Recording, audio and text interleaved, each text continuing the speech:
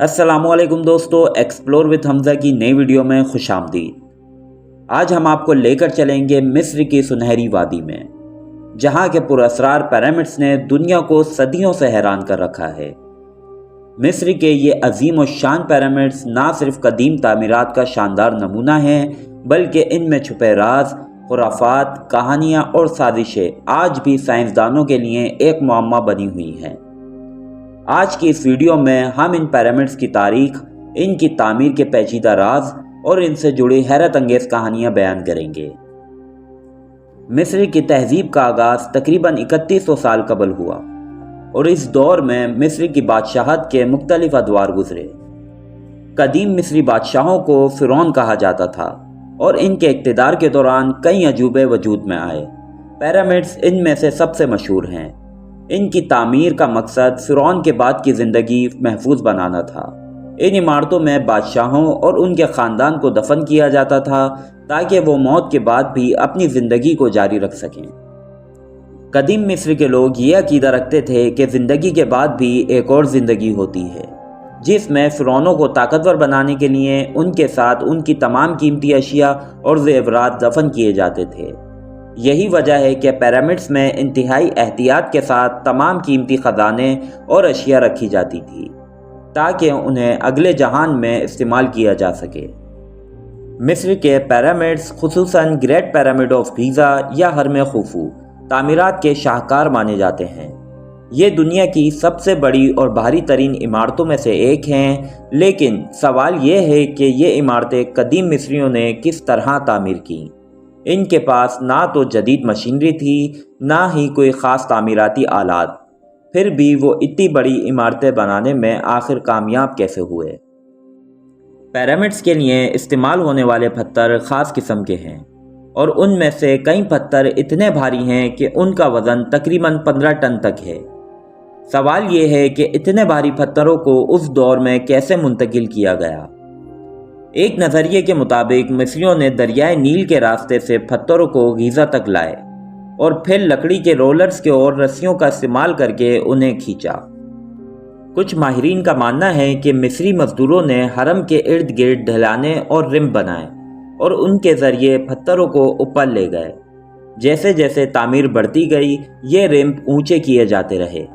कुछ और तहकीकों के मुताबिक ये सामने आया है कि मिस्री मजदूरों ने मिट्टी और नमक को मिलाकर एक ख़ास किस्म का कुश्ता तैयार किया, जिससे पत्थरों को हल्का किया जा सकता था।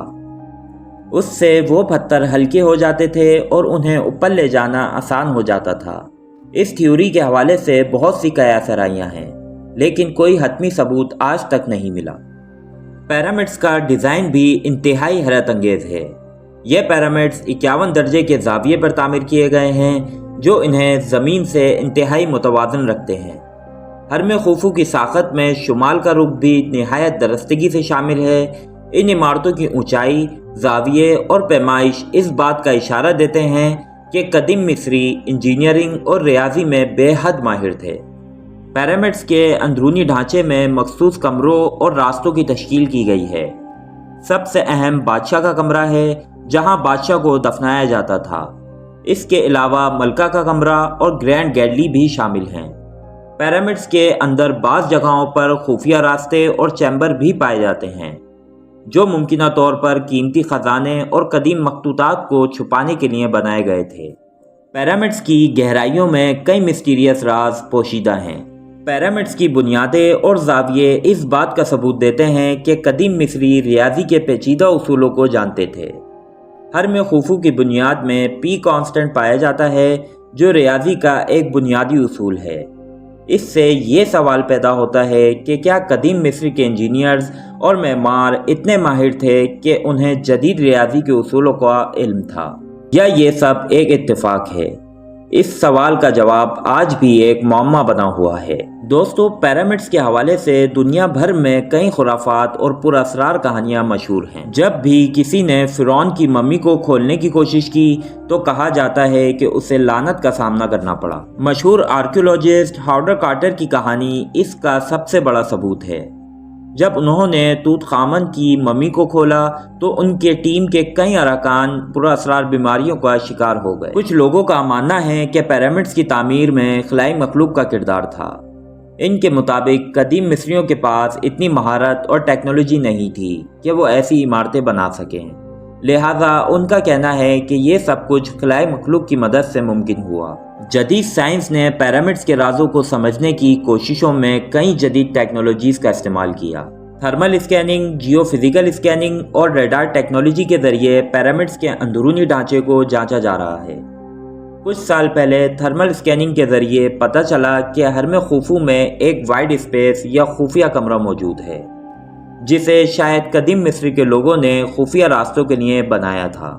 اس کے علاوہ نیچرل سائنس کی کئی تحقیقات میں یہ بات سامنے آئی کہ پیرامڈز میں کسی خاص توانائی یا برقیاتی لہروں کا نظام ہو سکتا ہے، جو ان کے ڈیزائن کی مخصوص خصوصیات کی وجہ سے پیدا ہوتا ہے۔ اس سے یہ بھی سوال پیدا ہوتا ہے کہ آیا قدیم مصری اس توانائی کے استعمال سے واقف تھے یا نہیں۔ مصری کے پیرامڈز کا اثر صرف قدیم مصری کی تہذیب تک محدود نہیں رہا، بلکہ اس نے دنیا بھر کی تہذیبوں اور ثقافتوں کو بھی متاثر کیا۔ دنیا بھر میں پیرامڈز کی نقلیں بنائی گئیں اور مختلف تہذیبوں میں پیرامڈز کی شکل کو طاقت، اسرار اور مذہبی اہمیت کا نشان مانا گیا۔ دوستو، مصر کے پیرامڈز بلا شبہ انسانی صلاحیتوں اور ہنر کا عظیم نمونہ ہیں۔